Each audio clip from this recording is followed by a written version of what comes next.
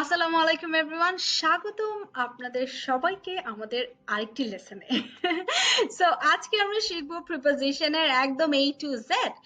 And প্রিপোজিশনের প্রত্যেকটার যে preposition আছে এগুলোর যদি আমরা মিনিং গুলা জানি যে কোনটা অ্যাকচুয়ালি মিনিং কি, আমার মনে হয় যে তাহলে ফুল জিনিসটাই অনেক সহজ হয়ে যায়। এটাকে মুখস্থ করার কোনো বিষয় না। অনেকেই হচ্ছে গিয়ে, অনেকেই না, আমি নিজেই স্কুলে আমার মনে আছে আমি প্রিপোজিশন মুখস্থ করতাম। তো প্রিপোজিশন অ্যাকচুয়ালি মুখস্থ করার কোনো ব্যাপার না। আমাদের স্কুলের টিচারই বলে দিয়েছিল যে আসলে মুখস্থ করতে হবে, বিকজ একটা চার্ট থাকতো and এটার আগে এটা হয়, এটার আগে এটা হয়, এটা আমরা মানে একদম মুখস্থ করতাম। And তারপর পরীক্ষায় কমন পড়লে তো পড়লো, আর না পড়লে নাই। তো এই জিনিসটা একদমই ভুল একটা ব্যাপার। আই আই থিঙ্ক যে এখনো অনেক বাচ্চারা এখনো এইভাবেই শিখছে, which is a very wrong process to learn. So এই জন্য আমি আপনাদের আগে বলবো যে কোনটার ডেফিনেশন কোনটা। আপনারা যদি ডেফিনেশন পারেন তাহলে অবশ্যই আপনি বুঝবেন কোনটার আগে কি বলবেন। আচ্ছা, টু এর দেখেন, টু এরকম একটা প্রিপোজিশন যেটার কয়েকটা ইউজ আছে, কয়েকটা মানে মিনিং টাইপের আছে।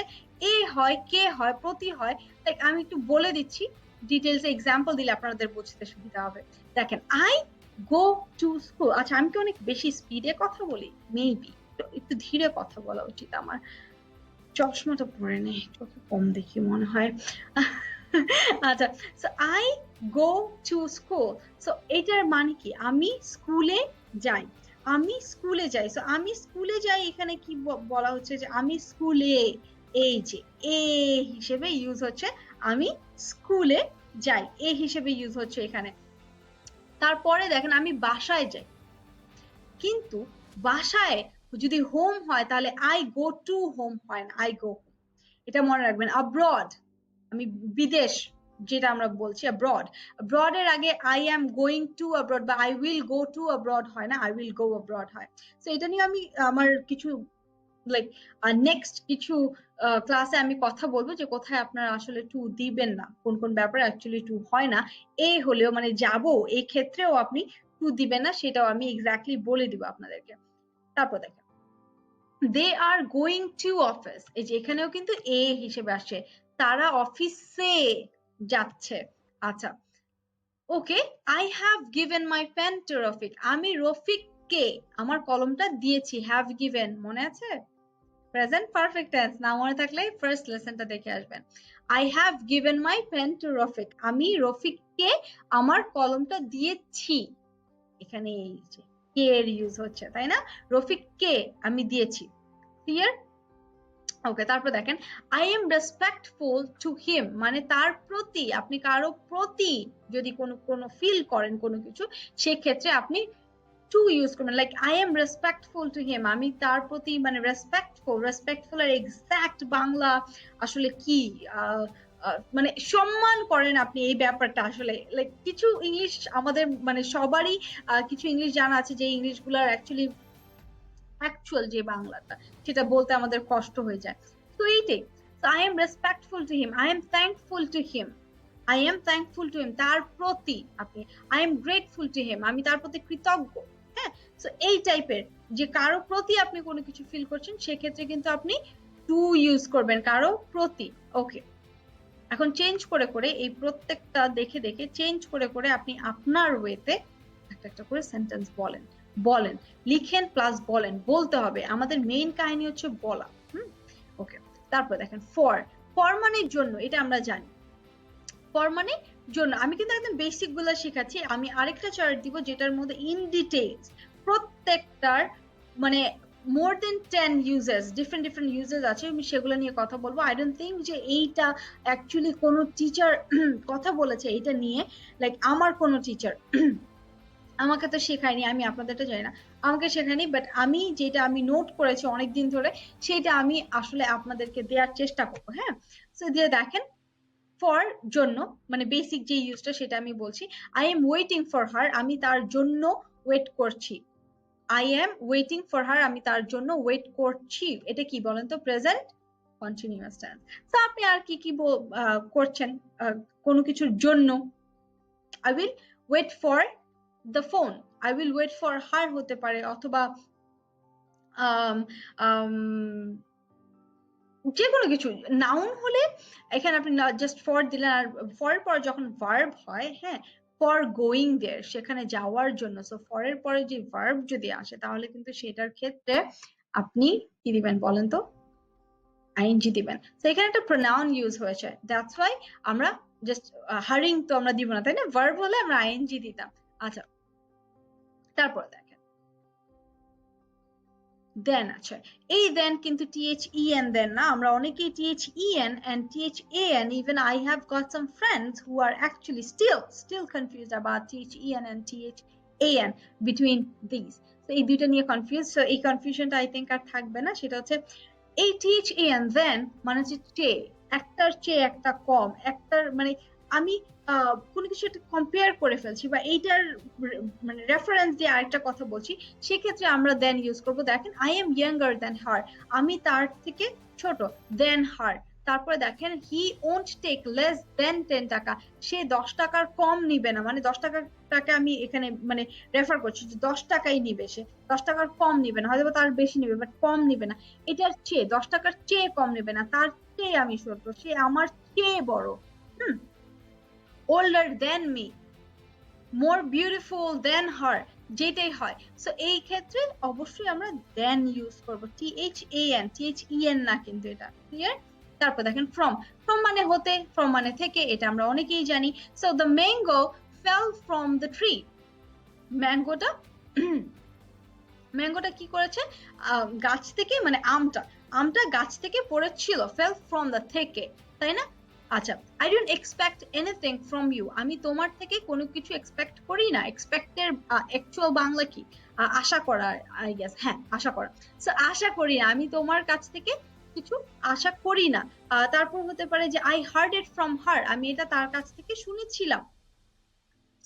হতে থেকে বলতে গেলেই আপনারা জাস্ট ফর্ম বলবেন। এখন ফর্ম না, ফ্রম বলবেন। তো যখনই আপনারা ফ্রম বলছেন, আচ্ছা ফর্ম আর ফ্রম দুইটা কিন্তু আলাদা, অনেকেই মিক্স করে ফেলে। সো ফ্রম মানে থেকে আর হতে, তো এইটা দিয়ে আপনারা কি কি ওয়ার্ড সেন্টেন্স ক্রিয়েট করতে পারেন সেটা একটু বলে ফেলবেন, লিখে ফেলেন সাথে সাথে আর বলে ফেলেন। লিখলে হয় কি যে আপনি পরে প্র্যাকটিস করার সময় আপনার মনে থাকলো, আপনি খাতাটা বের করলে আপনি মনে পড়বে যে ও আচ্ছা এগুলো তো লিখেছিলাম। আর এখন এর কথা হচ্ছে, এখন আপনার যেটা করতে হবে মাস্ট যেটা, সেটা হচ্ছে অবশ্যই বলতে হবে, না হলে স্পোকেনের মানে কোর্স করে কোনো লাভ নাই যদি আপনি কথা না বলেন। বাই মানে কি? ব্যক্তি দিয়ে কিছু করা বোঝালে, লাইক এগুলো একটু প্যাসিভ ফর্মে আছে সব, আপনারা ট্রাই করবেন প্যাসিভ ফর্মে এসে না লিখতে, প্যারাগ্রাফ না লিখতে, অথবা কথাও না বলতে। প্যাসিভ ফর্মে আসলে কথা বলাটা মানে উচিত না, যদি আপনি আইএলটিএস এর এসে লিখেন বা কিছু, দরকার নেই। আপনি জাস্ট সরাসরি লিখবেন like the snake was killed by me, না বলে আপনি জাস্ট নর্মালি বলতে পারেন I killed the snake. Present simple অথবা পাস্ট সিম্পল, মানে পাস্ট সিম্পল প্রেজেন্ট সিম্পল আপনি এগুলো বলার চেষ্টা করবেন, এত মানে কমপ্লেক্স না করে। The snake was killed by me, so by me মানে কি? আমার দ্বারা, এই যে ব্যক্তি দিয়ে কিছু করা বোঝালে, সো আমাকে দিয়ে কিছু করা হয়েছে, আমি কি বলে এটাকে, স্নেকটাকে, সাপটাকে মেরে ফেলেছি, তাই তো? সো মেরে ফেলেছিলাম, এটা আমার দ্বারা কিলড হয়েছে, দ্যাটস ওয়াই এখানে আমরা বাই বলছি। ওকে, তারপর দেখেন the work was done by me, কাজটা আমার দ্বারা করা হয়েছিল। তো এই যে বাই, দ্বারা, আমার দ্বারা করা হয়েছে, তাই না? আচ্ছা, তারপর উইথ কখন বলছি? উইথ বলছি বস্তু দিয়ে কিছু করা বোঝালে, যখন বস্তু দিয়ে আমি কোনো কিছু বলবো। বাই আর উইথ এর কিন্তু আরেকটা বড় ক্লাসও আছে, মানে শুধু একটা ক্লাসে আমি শুধু বাই আর উইথ নিয়ে কথা বলেছি বিকজ এটা একটু কনফিউজিং, এন্ড সেইটা কিভাবে আপনি একদম কনফিউজ থাকবে না, কনফিউশন কিভাবে ক্লিয়ার করবেন সেটা নিয়েই পুরো ক্লাসটা আছে, আপনি একটু দেখে নেবেন। মোস্ট কনফিউজিং প্রিপোজিশনের যেই পার্ট গুলো আছে ওখানে বলা আছে। দেখেন she hit me with a pen, she hit me with a pen, সে আমাকে একটা কলম দিয়ে হিট করেছিল আর কি। So hit me with a pen, এটা কি একটা অবজেক্ট না? পেন কি একটা অবজেক্ট না? বাই আ পেন হবে না, উইথ আ পেন হবে। হ্যাঁ, আর অবশ্যই মনে রাখবেন যে এইখানে কিন্তু এটা একটা ভার্ব না, এটা কিন্তু কোনো ভার্ব না, সো ভার্ব হচ্ছে না, দ্যাটস ওয়াই এইখানে আমি অবশ্যই উইথ দিব, এখানে কোনো বাইটাই দিব না। বাই এর পরে ইউজুয়ালি নরমালি একদম নাউন বসে, অর যদি ভার্ব হয় তাহলে সেটার পরে আইএনজি হয়। হ্যাঁ, so she hit me with a pen. আচ্ছা, she drew the picture with a pencil, সে পিকচারটা একটা পেন্সিল দিয়ে এঁকেছিল। হ্যাঁ, সে পিকচারটা একটা পেন্সিল দিয়ে এঁকেছিল। আচ্ছা, সো উইথ আ পেন্সিল, একটা কোনো কিছু দিয়ে, সো একটা কোনো কিছু দিয়ে যদি আমি সেটা মানুষের ক্ষেত্রে বলি তাহলে সেটা বাই হবে, আর যদি কোনো বস্তুর ক্ষেত্রে বলি তাহলে সেটা সিম্পলি উইথ হবে। এটা ডিটেলস এর আরেকটা ক্লাসও আছে, আমি কিন্তু বলে দিয়েছি, ওটা একটু দেখে নেবেন। তারপর দেখেন অফ। অফ ইজ বেসিক্যালি র উচ্চারণ হয়, অথবা এর যখন আমি বলছি তখন অ্যাকচুয়ালি অফটা ইউজ হয়। এক্সাম্পল দেখেন, this table is made of wood. এই টেবিলটা কাঠের তৈরি। আমরা বলি না এটা কাঠের তৈরি, এটা প্লাস্টিকের তৈরি, এটা লোহার তৈরি। সো এই যে র এর তৈরি, লোহার তৈরি অথবা লোহা এর তৈরি, তখন আমরা কি বলি? অফ বলি। This table is made of wood, this glass is made of plastic, this watch is made of এটা কি দিয়ে বানাইছে আল্লাহ জানে, আমি জানি না। সো যেটা দিয়ে বানিয়েছে সেটাই আপনি বলবেন মেড অফ, যেটা দিয়ে বানানো। Okay, this is the pen of Rima. আচ্ছা, এইটা দেখেন, এই যে দেখেন এটা এইভাবে ইউজ করা হচ্ছে কিন্তু, যে রিমার অথবা রিমায়ের, তাই না? রিমার, এই যে রয়ের ইউজ, র। This pen, this is the pen of Rima, this is the pen of Rima, এটা রিমার কলম। আচ্ছা, আরেকটা ব্যাপার হচ্ছে আমরা ট্রাই করব যত ইজি ভাবে সেন্টেন্স ক্রিয়েট করে সিম্পল সেন্টেন্স যত বলা যায় সেটা ইউজ করবো। So this is the pen of Rima না বলে আমরা কিন্তু আরেকটা ওয়েতেও বলতে পারি। এখন বলেন কিভাবে বলতে পারি? আমরা বলতে পারি this is Rima's pen, this is Rima's pen, এটা রিমার কলম। হ্যাঁ, this is the pen of Rima, এত কঠিন করে সবসময় আমাদের ইংলিশ বলতে হবে না হয়তো, বা এত এক্সাক্ট করে অ্যাকুরেট করে। সো এই স্ট্রাকচার গুলো একদম মাথায় নিয়ে এটাই বলতে হবে এরকম কোনো কথা নেই। আপনি আপনার মতো সেন্টেন্স ক্রিয়েট করবেন। এন্ড ফার্স্ট ক্লাসেই কিন্তু আমি অনেক সেন্টেন্স ক্রিয়েট করা শিখিয়ে দিয়েছি, ওইটা ফলো করলে অনেক অনেক হাজার হাজার লাখ লাখ সেন্টেন্স আপনি নিজেই বানাতে পারবেন। ইন, বিগ প্লেসের আগে ইন হয়, সিজনের আগে ইন হয়, মান্থের আগে ইন হয়, বিফোর শাল, ইয়ার, বিফোর ইয়ার, ইয়ারের আগে আপনি ইন বলবেন। হ্যাঁ, ইন 1999, ইন বিগ প্লেস এর ক্ষেত্রে কিভাবে বলবেন? ইন ঢাকা। দেখেন এটা আমি দুইটা বলছি, স্মল প্লেসে বলেছে কি অ্যাট, আর এক্সাক্ট টাইম। আচ্ছা, so in Dhaka at Mirpur, দুইটা যখন আমি বলছি বড় জায়গার কথা, সো দুইটা জায়গার কথা বলছি, তখন তখন আমরা প্রথম যদি বড় জায়গা থাকে সেক্ষেত্রে আমি বড় জায়গাটাকে ইন বলবো, এটার ছোট মানে কম্পারেটিভলি যে ছোট জায়গাটা হবে ওটা অ্যাট বলবো। So in Dhaka. আচ্ছা, পুরোটা বলি। কি বলবো? In Bangladesh at Dhaka, in Dhaka at Mirpur, Dhaka থেকে আবার মিরপুর ছোট। আচ্ছা, তাহলে Mirpur, in Mirpur at DOHS. হ্যাঁ, ডিএইচএস আবার মিরপুর একটা পার্ট, মিরপুরের থেকে ছোট। আচ্ছা, in DOHS at avenue 3, in avenue 3 at road 10, অথবা আপনি আপনার বাসার নাম্বার বলছেন।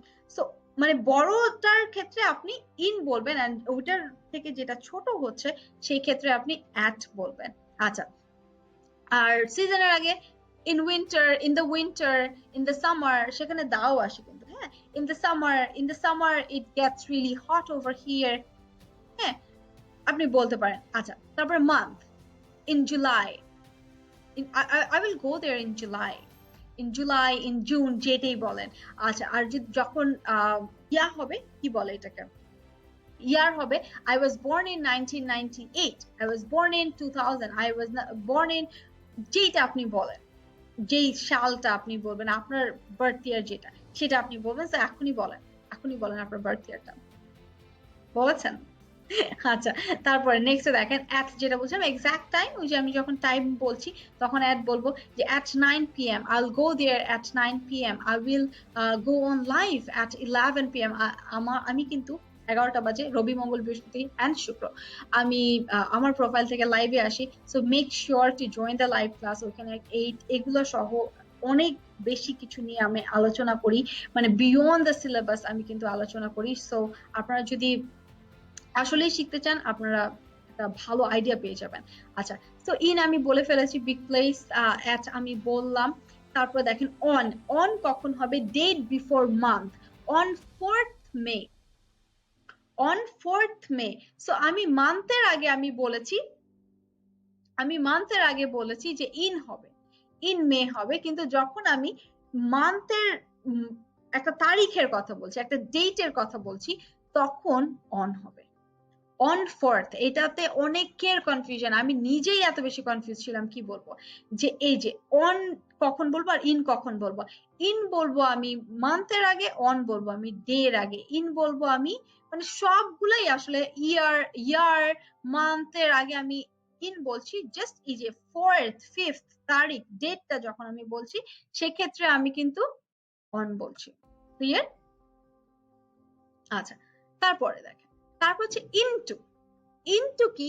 ইনটু হচ্ছে কোনো কিছুর ভিতরে যাওয়ার, ঢোকার একটা যেই অ্যাক্টিভিটিটা, সেটাকে আমি ইনটু বলছি।